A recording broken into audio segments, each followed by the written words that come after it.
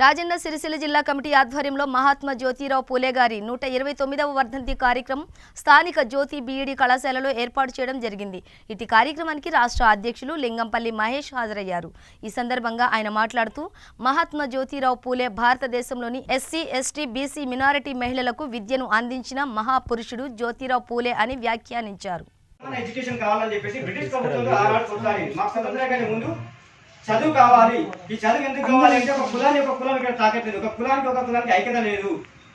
స్వయంగా ఆయనకు ఒక అవమానం జరిగింది. తన తోటి మిత్రుడు పెళ్లికి పిలుస్తూ పోతాడు, ఆయన బ్రాహ్మణ. ఆయన ఇప్పుడు మనం ఇక్కడ చదువుకుంటా ఉన్నాం, ఎవరు ఏ క్యాస్ట్ మనకు అవసరం లేదు, ఎవరు పిలిచినా మనం అకేషన్ ఏదైనా వెళ్తాం. అక్కడికి వెళ్ళినాక ఈయన కట్టుబొట్టు సేమ్ ఈ ఫోటోలో ఎట్లా అయితే ఉందో సేమ్ కట్టుబొట్టు ఉంటుంది, రుమాలు కట్టుకుంటాడు, లాల్ చేసుకొని పోతాడు ఆయన. ఇది ఏంటి అంటే శూద్రులకు ఒక సింబాలిక్, శూద్ర జాతిలో పుట్టిన వాళ్ళకి సింబాలిక్. వాళ్ళు ఎట్టుంటారు, మనం ఎట్టుంటాం అనేది ఈజీగా ఐడెంటిఫై చేయడానికి వాళ్ళ డ్రెస్ కట్టుబట్టాలి. అది పోయిన తర్వాత ఆయనను ఈ శూద్రుడు మన దాంట్లోకి ఎందుకు వచ్చినా అని చెప్పేసి ఆయన మీద దాడి చేస్తారు. దాడి చేసి ఆ పెళ్లి ఊరేగి నుంచి అవమానించి పంపిస్తే ఆయన ఒక చెరువు కట్టకి వచ్చి కూర్చుని ఏడుస్తాడు. అప్పటికి అతి శూద్రులుగా ఉన్నటువంటి ఎస్సీ, ఎస్టీలు ఆయన చూసి హేళన చేస్తారు.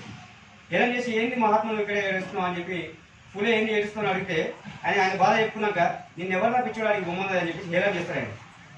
అప్పుడు ఆ కట్టుబోటు ఎట్లుంటే తెలుసా, మూతికి ముంత, ముద్దికి చీపురు, గుడ్డ కూసి పెట్టుకొని ఈయన కంటే దరిద్రమైన పరిస్థితుల్లో అతి శూద్రులు ఉన్నారు. అప్పుడు అరే నేను ఇంత మంచి కూడా నాకే అవమానం జరిగింది, మీరు ఎందుకు నన్ను చూసి ఇంత హేళన చేస్తున్నా అని చెప్పి బాధపడ్డ క్రమంలో ఆయనకు ఒక ఆలోచన వస్తుంది.